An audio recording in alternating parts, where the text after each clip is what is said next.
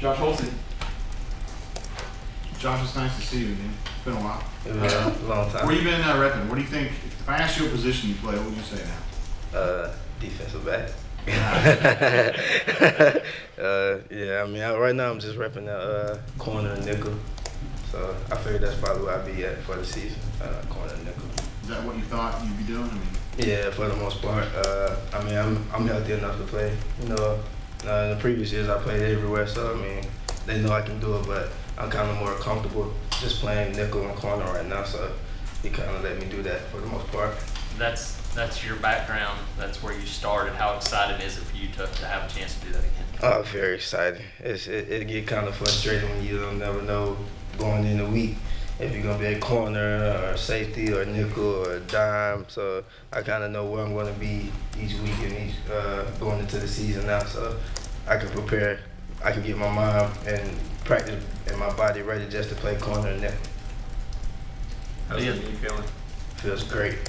Feels better than ever. I feel better with 2 ACLs than I did probably with zero tears. So I feel better than ever right now. How much are you looking forward to just getting back out there on the field? It's been a long time. Man, I'm just happy to be out there running around. You know, it's fun. And sitting on the sideline for so long, it gets frustrating. You kind of get down on yourself. You don't really know if you can still do it. So just to get out there and run around and make plays with my teammates is probably the best thing that I can be doing right now. So I'm just happy to be out there and trying to make it to the season. It's a big goal for me.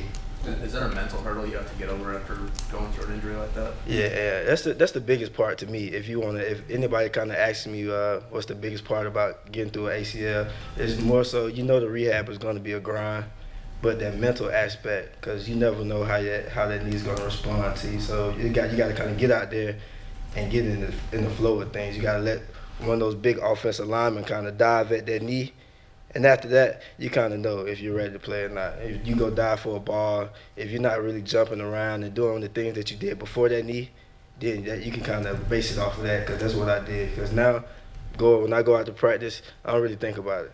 It's just secondhand. In my mind, if it's meant to tear again, it will tear again. But I'm not really thinking about it. I'm just trying to go out there and make as many plays as possible and help the team. When you said that, Josh, I mean, going back to doing all those things the first time around, what went through your mind 11 months ago? And I mean, I'm sure just the sheer disappointment of it, but did you think your career could be in jeopardy at that point?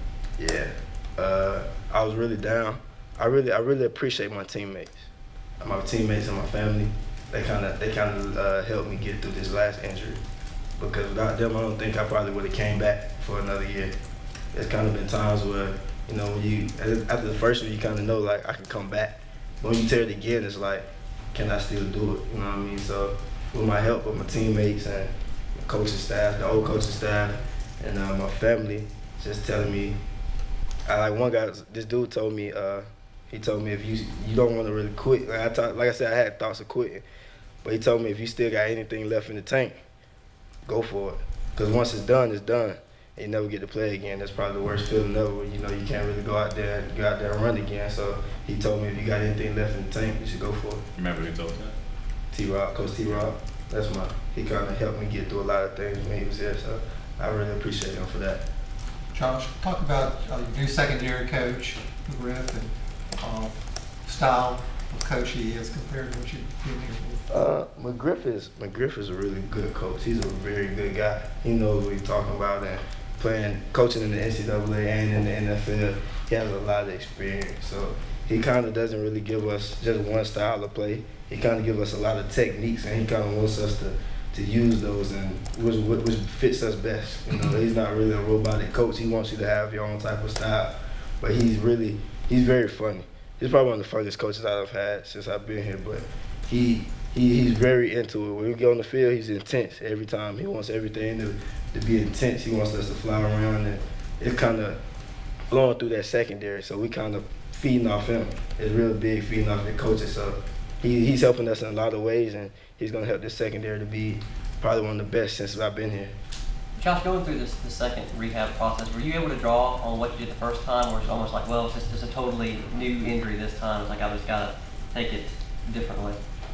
I kind of knew going into it what I needed to do. So like, you kind of knew. I knew like what I'm doing week 1, what I'm doing week 3, what I'm doing week 5. Like I already knew it. So sometimes, like with the second injury, it actually my process of healing went a lot faster because I already knew what to expect. The only reason the process goes slower the first time because you don't know what to expect going into rehab or what to expect after you tear it. But the second time, it's like I already been through it, so I can speed through that for this.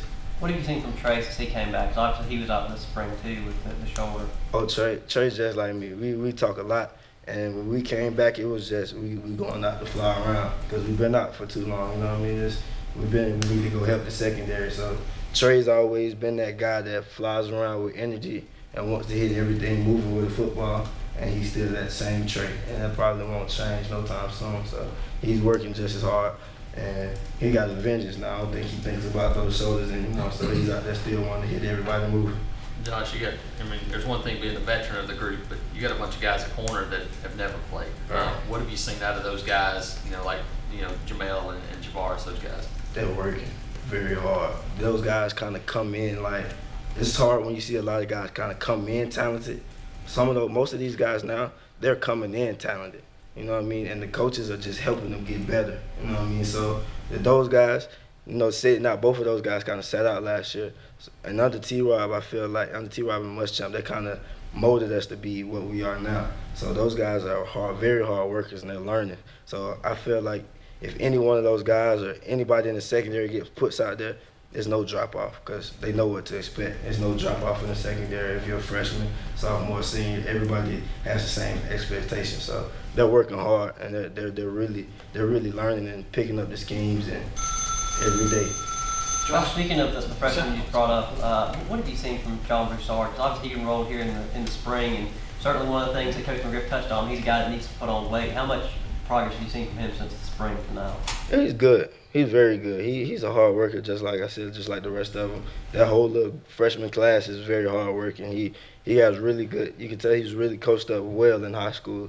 And some guys don't really have all that, but these guys that we're getting, that they're recruiting, are coming in very well coached out of high school. So the technique that they can teach here is just bettering them to be even better. So he's gonna be a good guy for us in the secondary. He could probably help us this year too as well.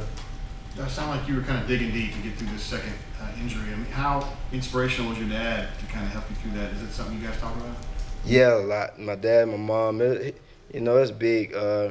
They really like my foundation to keep pushing. You know what I mean? Like once I couldn't really quit once I know like he lost his lower part of his left leg, so I know that was tough for him to do. So I figured if I could still do anything that I needed to try to do it, you know what I mean? So we talked a lot, and he told me as well. He said he was behind either decision I had, you know what I mean? He said if I didn't really want to keep trying, he was behind that, but he said if I was going to do it, I need to do it with 100% and put my all into trying to get back to playing my best football.